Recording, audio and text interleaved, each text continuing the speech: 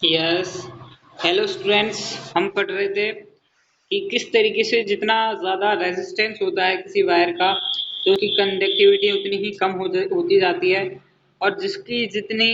कम resistance होगा वो उतना ही अच्छा कंडक्टर होगा। तो इसी में ही हम आगे पढ़ रहे थे कि बात करें कि the electrons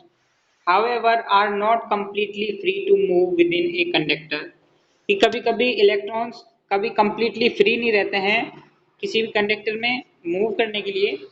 they are restrained by attraction of the atom amongst which they move,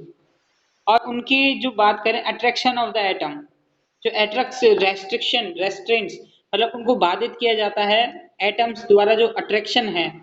उससे, जो एटम्स जो अट्रैक्शन फोर्स लगाते हैं उसके द्वारा रेस्ट्रिक्ट किया जाता है उन इलेक्ट्रॉन को, मतलब उनके फ्लो को रोका जाता है। तो थस मोशन ऑफ इलेक्ट्रॉन, तो जो motion of electron through a conductor is retarded bye it's resistance. तो जो मोशन ऑफ इलेक्ट्रॉन है, इलेक्ट्रॉन्स की जो गति है उसको कंडक्टर में किसके द्वारा, रेजिस्टेंस के द्वारा रोका जाता है। तो बात करें एक component of A given size, अगर हम एक कंपोनेंट लें किसी फिक्स साइज का, that offer A low resistance, और उसका रेजिस्टेंस कैसा है, कम है, लो है, and is a good conductor, तो वो क्या होगा, एक गुड कंडक्टर होगा। अब बात करें कि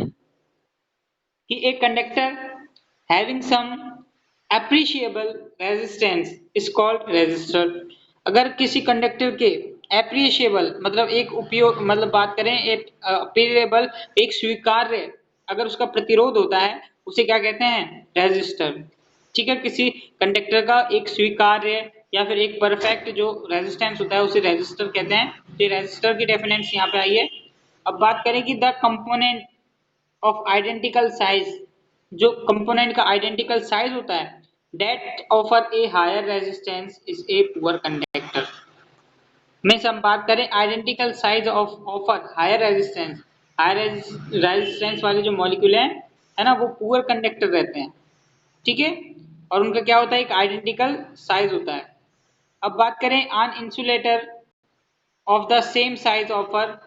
इवन हायर रेजिस्टेंस। अब इंसुलेटर में बात करें तो इंसुलेटर में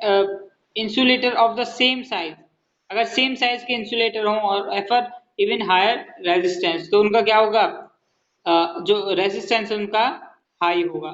तो मीन्स देखो एक और बार रिपीट करता हूँ इस लाइन को, आप समझो कि एक कंपोनेंट ऑफ आइडेंटिकल साइज, जो अगर कंपोनेंट आइडेंटिकल साइज के होंगे तो that's offer a higher resistance, तो उनका रेजिस्टेंस क्या हो, ज्यादा हो, तो इज ए पुअर कंडक्टर, तो वो क्या होंगे, पुअर कंडक्टर होंगे। एंड इंसुलेटर, और क्या होंगे, insulator of the same size offer even higher resistance, और उनका रेजिस्टेंस कैसा होगा,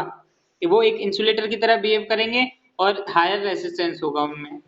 ठीक है, तो अब बात करें the factor on which the resistance of a conductor depend, वो सब फैक्टर जिन पे resistance of the conductor depend करता है, वो सारे फैक्टर जिस पे रेजिस्टेंस है ना, कोई भी रेजिस्टेंस डिपेंड करेगा जिससे उसकी कंडक्टिविटी भी क्या होगी, अफेक्टेड होगी, तो वो सारे फैक्टर इसमें आते हैं। अब जैसे कि हम देखते हैं, ये एक्टिविटी हमको पढ़नी पड़ेगी इसके लिए अच्छी तरह। तो अब देखो कि complete an electric circuit consisting of cell, कि हमको क्या बनाना है, पहले तो एक सेल बनाना है, इलेक्ट्रिक सर्किट बनाना है, और उसमें उसमें एक एमीटर कनेक्ट करना है और a nichrome wire of a length, और इसमें नाइक्रोम वायर क्या करना है, मतलब लेंथ के कई कई लेंथ के नाइक्रोम वायर लेने हैं, एंड ए प्लग की एंड शो इस फिगर। अब बात करें जैसे इस तरीके से हमने इसको कंप्लीटली अटैच कर दिया, ठीक है, नाइक्रोम वायर एमीटर से, फिर एमीटर को बैटरी से, इस तरीके से हमने electric circuit study of the factor of the which resistance conducting wire dependent. तो इसमें ये वाली एक्टिविटी आती है, कभी कभी एक्टिविटी पूछ लेता है। अब उनको करना क्या है इस एक्टिविटी के बारे में, वो तो सुनो कि now plug key note the current in ammeter. अब हम पहले तो भाई सर्किट के अंदर की लगाएंगे, स्विच को मतलब ऑन करेंगे, और एमीटर में जो करंट है उसको देखेंगे। अब बात करें replace nichrome wire by another nichrome wire, और भाई जैसे अलग अलग हमने भाई शेप के अलग अलग लेंथ के हमने नाइक्रोम वायर लिए हैं। तो हम बात करें तो replace nichrome wire by another nichrome wire. तो भाई नाइक्रोम वायर को हम चेंज करेंगे अलग अलग वायर से, जैसे कोई मोटे वायर से, थिक वायर से, कोई स्मॉल थिन वाले वायर से, तो ऐसे हम इसको चेंज करते जाएंगे। तो replace nichrome wire by another nichrome wire, जैसे same thickness but twice the length, मतलब थिकनेस तो सेम होगी, उसकी मोटाई तो सेम होगी, लेकिन लंबाई में क्या लिया हमने, उसको डबल ले लिया, हमने लेंथ उसकी ले ली 2L। ठीक है, तो नोट द एमीटर रीडिंग, और फिर हम एमीटर की रीडिंग चेक करेंगे। अब हम क्या करेंगे, now replace the wire by thicker nichrome wire. अब हमको और मोटे नाइक्रोम वायर से उसको क्या करेंगे, चेंज करेंगे, और लेकिन लेंथ क्या रखेंगे, सेम रखेंगे। ठीक है, अब thicker wire has the larger cross section, और थिकर वायर जितना मोटा होगा उसमें क्रॉस सेक्शन उतने ही ज्यादा होंगे। तो अगेन अगर बात करें क्रॉस सेक्शन अगर हम ज्यादा लगाएं उसमें, ठीक है, फिर again note the current through the circuit, फिर अपन को फिर करंट देखना है भाई एमीटर में कितना करंट आ रहा है। अब बात करें instant of taking nichrome wire, जब हम एक नाइक्रोम वायर लें तो कनेक्ट ए कॉपर वायर, हम नाइक्रोम वायर को कॉपर वायर से कनेक्ट करेंगे इन द सर्किट में। Okay, and let the wire be the same of the length, और हम उस वायर को सेम लेंथ का लेते हैं, and same area cross section as that of first nichrome wire, और एक ही मतलब सेम एरिया में सेम एरिया के क्या लेते हैं, नाइक्रोम वायर लेते हैं। ठीक है, एक तो नाइक्रोम वायर और सेम ही उस अपन कैसे लेंगे, कॉपर वायर। और फिर हम करेंगे notice different the all these cases. अब हम ये जो जितने भी, जैसे कोई मोटा वायर लिया है, कई डबल लेंथ का लिया है, कई अपन ने लेंथ सेम रखी है लेकिन उसकी मोटाई ज्यादा ली है, तो ऐसे अलग अलग जो हम देखे वायर लगा के देखेंगे कि भाई एमीटर में क्या क्या डिफरेंस आता है। तो यहाँ पे अपन देखते हैं कि notice the difference in the current in all cases, does the current depend on the length of the conductor। तो हम इस एक्टिविटी से पता लगाएंगे कि क्या जो करंट है डिपेंड करता है लेंथ ऑफ द कंडक्टर पे, कि और फिर अगली चीज ये कि does the current depends on the area of the cross section, या फिर जो करंट है वो क्रॉस सेक्शन एरिया पे डिपेंड करता है। तो ये दोनों चीज हम इसमें पता करेंगे। अब देखो आगे यही चीज आएगी, यही फैक्टर आएंगे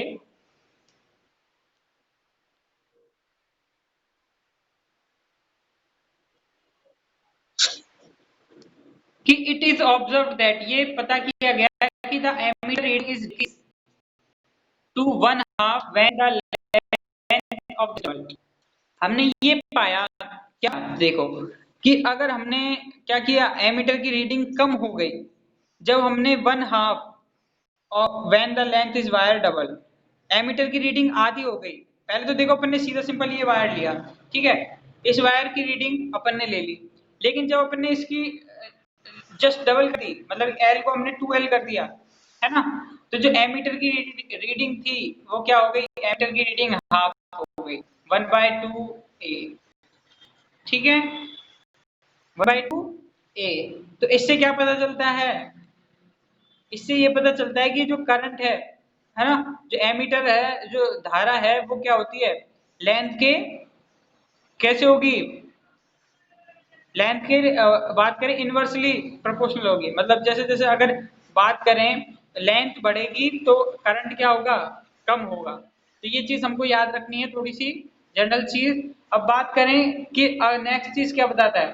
कि the ammeter reading is increased, ammeter की रीडिंग जब बढ़ गई when thicker wire of the same material and the same length, जैसे कि भाई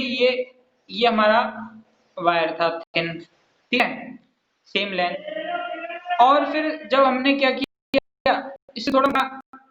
वायर लिया और सेम क्या लिया, सेम लेंथ का लिया, लेंथ तो दोनों की सेम है लेकिन ये थोड़ा मोटा है वायर, तो फिर इसमें जो रीडिंग थी ए, ठीक है, तो फिर हम बात करें जैसे एमीटर था, तो फिर जो एमीटर की रीडिंग थी वो क्या हो गई, वो बढ़ गई, मतलब इंक्रीज हो गई। ठीक है, एमीटर की रीडिंग क्या हो गई, इंक्रीज हो गई, बढ़ गई इससे, है ना,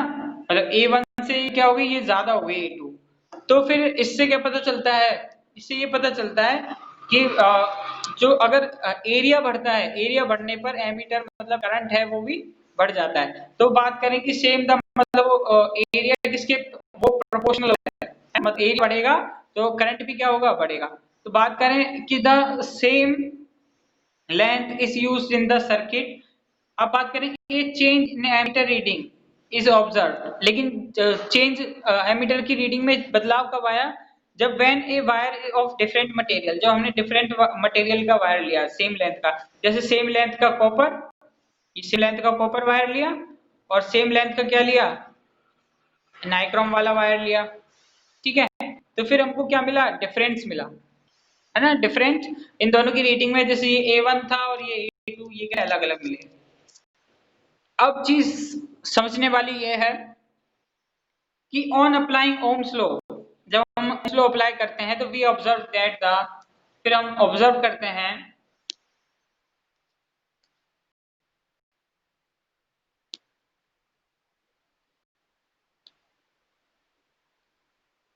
ये ऑब्जर्व करते हैं कि the resistance of the conductor, जो कंडक्टर का रेजिस्टेंस है वो डिपेंड करता है, डिपेंड्स ऑन इट्स लेंथ, वो उसकी लेंथ पे डिपेंडेंट होता है, ऑन इट्स एरिया, उसके एरिया के क्रॉस सेक्शन के एरिया पे, and on the nature of the material, उसके नेचर ऑफ द मटेरियल पे क्या डिपेंड करता है, resistance of the conductor depend करता है। और प्रीसियस, जिस बात कहें प्रीसाइज मेजरमेंट, अगर अच्छा मेजरमेंट करते हैं, जैसे एक बार मैंने प्रीसाइज लिखा भी था, प्रीसाइज स्टूडेंट, है ना, तो प्रीसाइज मेजरमेंट अगर अपन एक अच्छा एक सटीक मेजरमेंट करते हैं तो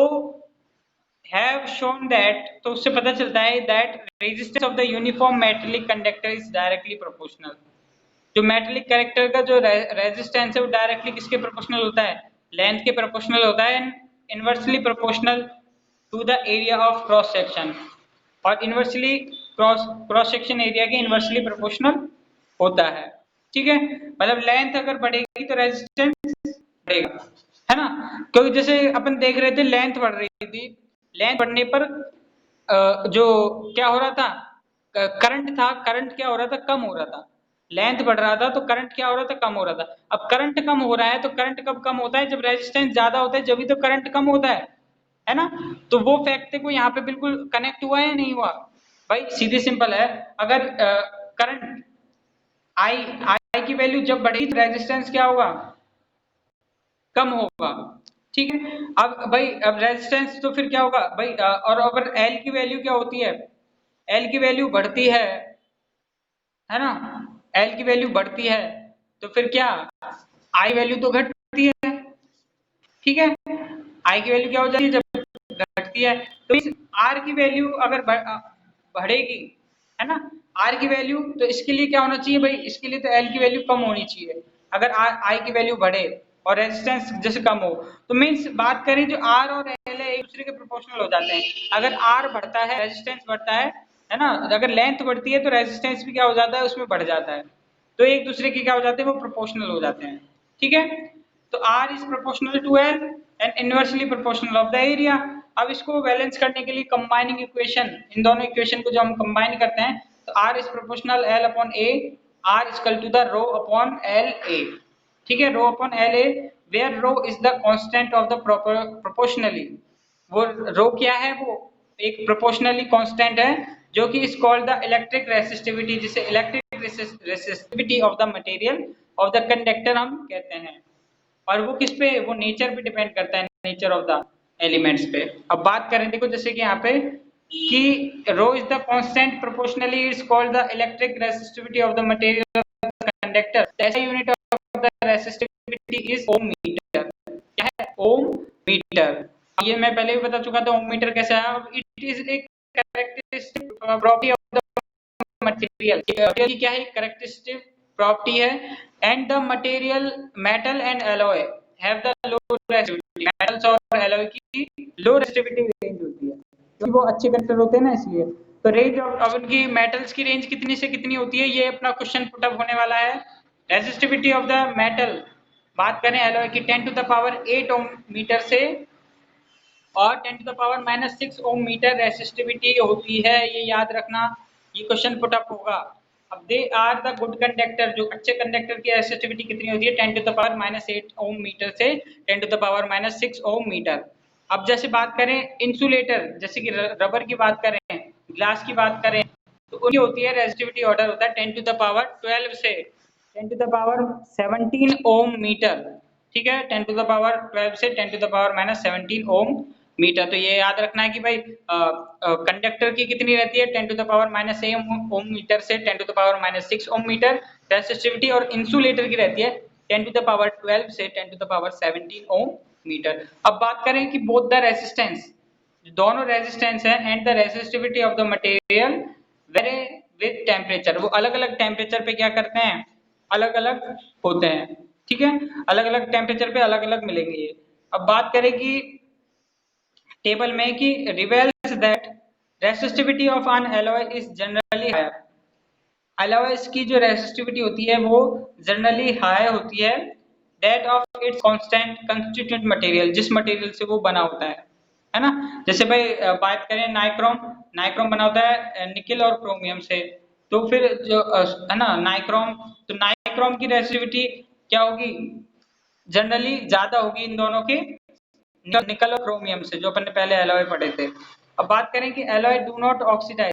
एलॉय क्या होते हैं, ऑक्सीडाइज नहीं होते हैं, बर्न नहीं होते हैं, and readily with at high temperature may be of this reason, इस रीजन से ही they are commonly used in the electric heating devices. तो एक क्वेश्चन ये आता है कि एलॉय का यूज हम इलेक्ट्रिक हीटिंग डिवाइस में क्यों करते हैं, तो इसका रीजन ये आता है कि resistivity of alloy is generally higher than its constituent metal,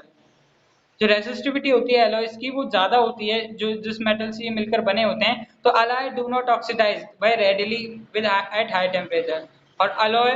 ज्यादातर क्या होते हैं, ऑक्सीडाइज नहीं होते हैं हाई टेम्परेचर पे। तो बात करें फॉर दिस रीजन, इस रीजन से दे आर कॉमनली यूज्ड, उनका यूज होता है इन इलेक्ट्रिकल हीटिंग डिवाइस में। Okay, they are commonly used in electric heating device like electronic iron, like जिस बात करें इलेक्ट्रिक आयरन में है ना, नाइक्रोम की प्लेट होती है, टोस्टर में tungsten is used in the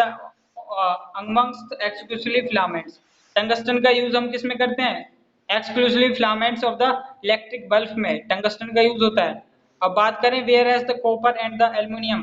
जबकि कॉपर और एल्यूमिनियम की बात करें, copper aluminium are generally used in the electrical transmission lines, electrical transmission की जो लाइंस है उसमें कॉपर और वायर का हम यूज करते हैं। अब आती है हमारी रेजिस्टिविटी के कंपोनेंट्स को कैसे डिवाइड किया गया है, अच्छे कंडक्टर की रेजिस्टिविटी क्या है, इस तरीके से डिवाइड किया है। तो आप देखो, और ये भी देखना कि एलॉय किस किस से मिलकर बने हैं, ठीक है, केवल बात होनी चाहिए। आज का वर्क बस इतना ही है। कंडक्टर जैसी बात करें, सिल्वर सबसे अच्छा कंडक्टर है क्योंकि इसकी रेजिस्टिविटी क्या है 6 × 10⁻⁻8 ओम मीटर, ठीक है, तो रेजिस्टिविटी इसकी सबसे अच्छी है। तो फिर ये क्या है, सिल्वर सबसे अच्छा कंडक्टर है। फिर उसके बाद कॉपर 1.62 × 10⁻⁻8, फिर एल्यूमिनियम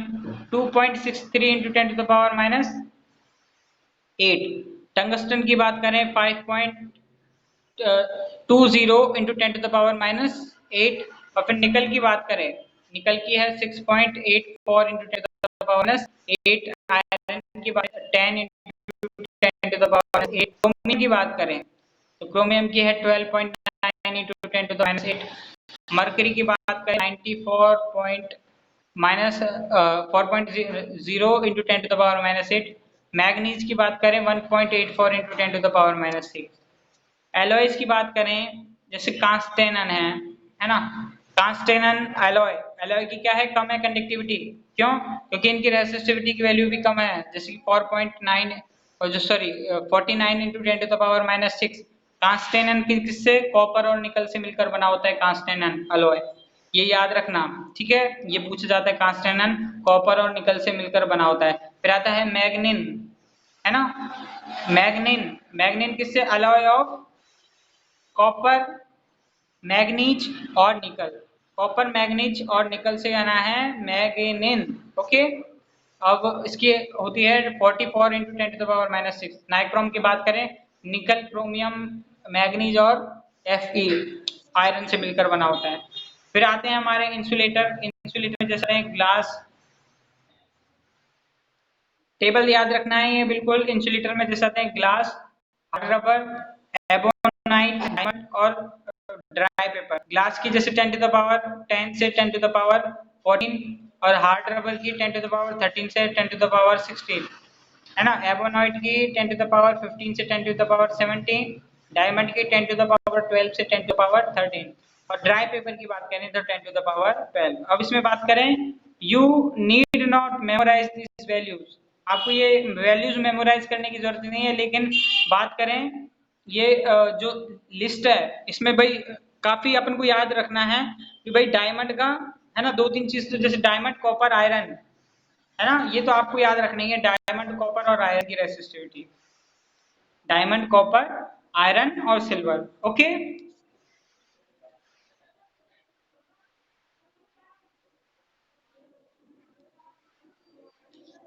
फिर इसके बाद आगे आते हैं कुछ न्यूमेरिकल वैल्यूज आती हैं, ठीक है, तो एक दो न्यूमेरिकल वो मैं आपको करा देता हूँ कि भाई न्यूमेरिकल क्या होता है, न्यूमेरिकल कैसे करते हैं टॉपिक्स के। यहाँ देखो जैसे एग्जांपल दिया है 12.3 में कि how much electric current electric bulb, ये एक इलेक्ट्रिक बल्ब से कितना इलेक्ट्रिक करंट आएगा, जो 220 वाल्ट के बल्ब वोल्ट का अपन क्या लेते हैं, वोल्ट का अपन सोर्स लेते हैं, और रेजिस्टेंस ऑफ द फिलामेंट है कितना 1200 ओम, फिलामेंट का रेजिस्टेंस हमें दिया है 1200 ओम, तो how much current will be electric heater is coil draw from 220 volt sources, means 220 volt sources से कितना करंट क्या होगा निकलेगा, if the resistance of the heater coil is 100 ohm. मतलब इसने दो, एक तो फर्स्ट तो अपन को बल्ब का निकालना है, बल्ब का अपन को वोल्ट दिया है इसने कितना 220 वोल्ट, एंड दो फिलामेंट्स का अगर अपन बात करें,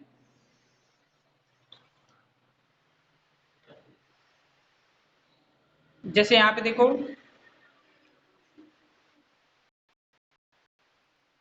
बल्ब का इसने रेजिस्टेंस दिया है उनको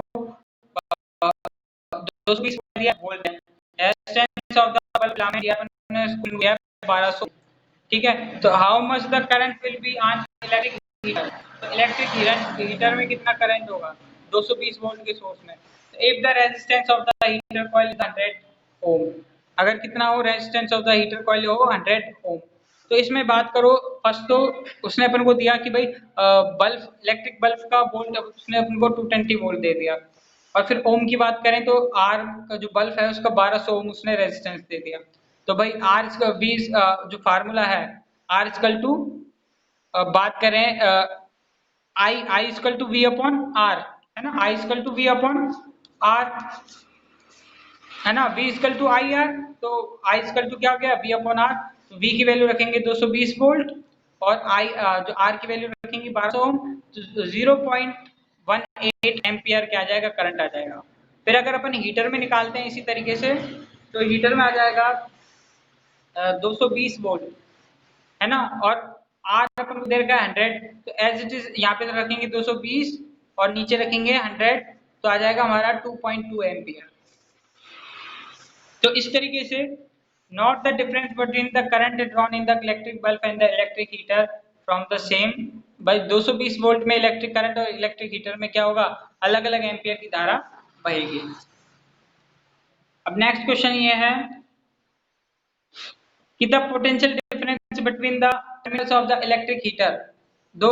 इलेक्ट्रिक हीटर के टर्मिनल्स में पोटेंशियल डिफरेंस देखेंगे, वो कितना है 60 वोल्ट है, when it's drawn of 4 ampere from the source,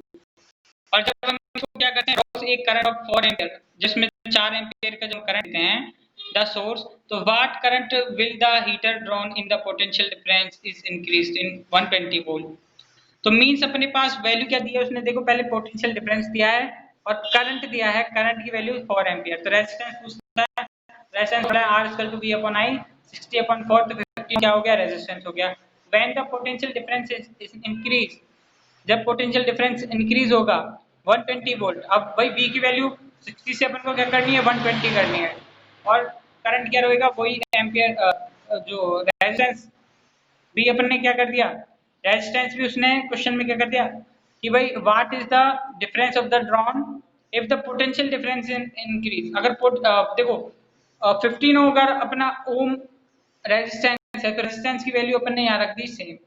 और 60 से क्या कर दिया 120 वोल्ट कर दिया। अब अपन को करंट निकालना है, तो भाई करंट इसकी वैल्यू जब अपन डिवाइडेड करेंगे तो 8 एम्पियर क्या हो जाएगा, करंट हो जाएगा। तो करंट मतलब कि अगर रेजिस्टेंस को बात करें, सॉरी वोल्ट अगर अपन दुगना कर देते हैं, वोल्ट अगर दुगना कर देते हैं तो करंट क्या हो जाता है, करंट 4 गुना, सॉरी अपन बात करें 2 गुना हो जाता है। ठीक है, अब बेटा टाइमिंग होने वाली है, टाइमिंग होने वाली है। अब इसमें और जो क्वेश्चन है इसके वो आपको सॉल्व करने हैं। ठीक है, इसको मैं बताता हूँ आपको। देखो आपको इसमें क्या दिया है कि we are given the R of the wire, radius of the wire, जो sorry resistance of the wire दिया है अपन को 26 ओम, एंड द डायमीटर, एक डायमीटर दिया है वायर का। चलो मैं इसको करा ही देता हूँ आपको,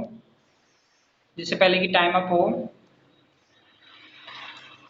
कि resistance of a metal wire, इसकी लेंथ दी है, एक मेटल वायर की लेंथ दी है 1 मीटर की है, जिसका रेजिस्टेंस कितना है, 26 ओम है। अपन बात करें 20 डिग्री सेल्सियस पे, इफ द डायमीटर, अगर अपन को एक डायमीटर वायर का 0.3 mm का क्या है, उसका डायमीटर है, उसका व्यास है, तो वाट will be the resistivity of the metal, तो मेटल की रेसिस्टिविटी क्या होगी at that temperature using the predicted material of the wire. अब हम बात करें, जैसे कि हमको रेजिस्टेंस ऑफ द वायर दिया है 26 ओम, ठीक है, 26 ओम रेजिस्टिविटी ऑफ द वायर दिया है, और डायमीटर दे दिया 0.3 mm, इसको हमने मीटर में चेंज कर लिया, 3 into 10 to the power -4 metre. तो and the length of the L wire the 1 metre, तो लेंथ ऑफ द मतलब जो वायर की लेंथ कितनी है, 1 मीटर है। ठीक है, अब अपन को क्या निकालना है, देयरफॉर रेसिस्टिविटी, तो हमको पहले रेसिस्टिविटी निकालनी है ना। देखो what will be the resistivity, resistivity का फार्मूला है rho equal to the R A, उसी फार्मूले से निकला है, आर इक्वल टू रो है ना अपन एल ए, उसी फार्मूले से ये क्या है, इसमें निकाला गया है। जैसे आर इक्वल टू, फिर रो की वैल्यू अगर अपन ने यहाँ दे देते हैं तो ए अपॉन, फिर ये क्या हो जाएगा, एल नीचे आ जाएगा। तो इस तरह अब ए की वैल्यू, ए क्या है, पाई आर डी स्क्वायर। ठीक है, अपन को पूरा व्यास है तो पूरा पाई आर स्क्वायर, उसका क्या है, परिमाप, सॉरी वृत्त का, जो वृत्त है, सर्किल है, सर्किल का क्या है, एरिया। तो बात करें, इसने अपन को उसकी क्या दे दी, डायमीटर दे दिया, तो डायमीटर का क्या कर देंगे, हम हाफ कर देंगे, है ना। तो फिर इस वैल्यूज को जब हम सॉल्व करते हैं तो पी की वैल्यू क्या आ जाती है अपन को, 1.84 into 10 to the power -6 ohm meter, जो सॉरी रो है, रेसिस्टिविटी है, उसकी वैल्यू निकल के आ जाती है। ओके, आज सेक्शन में इतने ही न्यूमेरिकल्स थे, अब नेक्स्ट हम पढ़ेंगे हमारी नेक्स्ट क्लास में।